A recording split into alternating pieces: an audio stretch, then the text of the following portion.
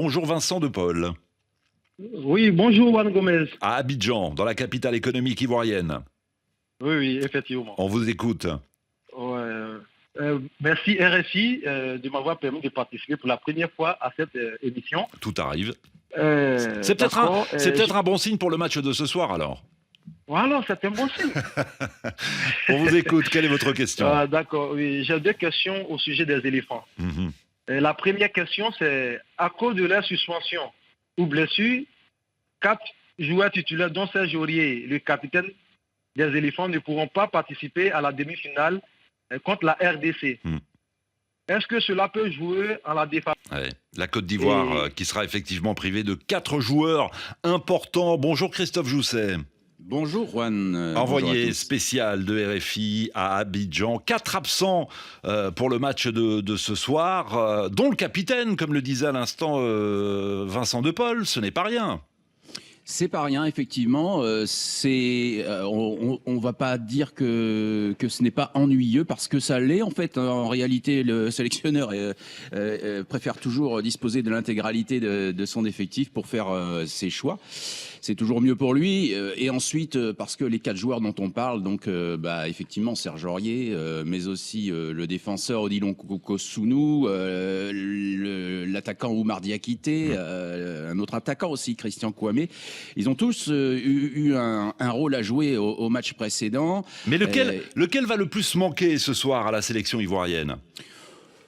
Disons que s'il fallait en choisir un sur les 4, on dirait Serge Aurier parce que c'est le capitaine. C'est aussi l'un des grognards de cette équipe. Hein. Ils sont pas nombreux à rester de l'équipe de 2015 qui a gagné la CAN avec la Côte d'Ivoire et Serge Aurier en fait partie avec Max-Alain Gradel.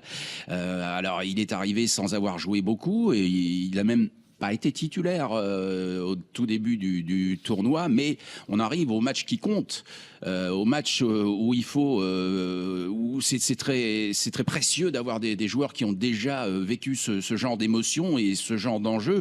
Et Serge Aurier, effectivement, connaît ça par cœur. Il a gagné la CAN. On voit aussi qu'il est dans un rôle. Il y a une petite vidéo qui a circulé là dans la cité où les Ivoiriens sont logés et où Nicolas Pepe chahute à une heure tardive sur sa terrasse avec un ou deux coéquipiers et Serge Aurier passe droit comme un i, se retourne vers eux et il dit il y a des gars qui dorment. Hein. Ouais. Donc vous voyez un peu le rôle qu'il a. Voilà. Donc Serge Aurier absent, oui, c'est ennuyeux. Alors, je vous ai coupé la parole. Vincent de Paul, vous avez une deuxième question à poser à Christophe Jousset. Oui, effectivement, j'ai une deuxième question. La deuxième question, sait-on comment Hermès Faé pourrait y remédier pour battre les Léopards? En tout cas, jusqu'à présent, mon cher Christophe, Hermès Faé a toujours montré qu'il savait faire de bons choix. Sans faute. Oui. Depuis qu'il est arrivé, à chaque fois qu'il a fait des changements, ça a produit son effet sur le terrain, des changements en cours de match, les fameux coaching gagnants, comme on dit. Le meilleur exemple, c'est Oumar Diakité, l'un des hommes qui va manquer ce soir pour avoir enlevé son maillot, vous vous souvenez, après le but, la talonnade géniale qui donne la victoire et la qualif à la Côte d'Ivoire. Face au Mali. Il était sorti du banc, donc il aurait été précieux de l'avoir sur le banc ce soir. Bon, il reste quand même 23 joueurs pour faire le boulot.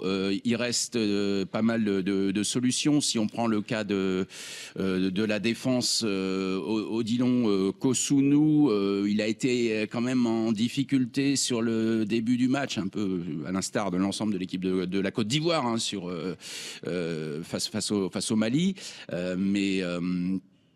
Disons que sur la défense, il y a d'autres solutions. On peut remettre Diomandé, par exemple. Enfin, Faé va faire ses choix. En attaque, on peut aussi assister à une montée en puissance, la suite de la montée en puissance d'un Sébastien Haller, par exemple, qui est arrivé blessé au début du tournoi, qui a montré par ses entrées sur les 2 matchs précédents, la classe qu'il a. C'est un joueur de cette trempe-là et peut apporter beaucoup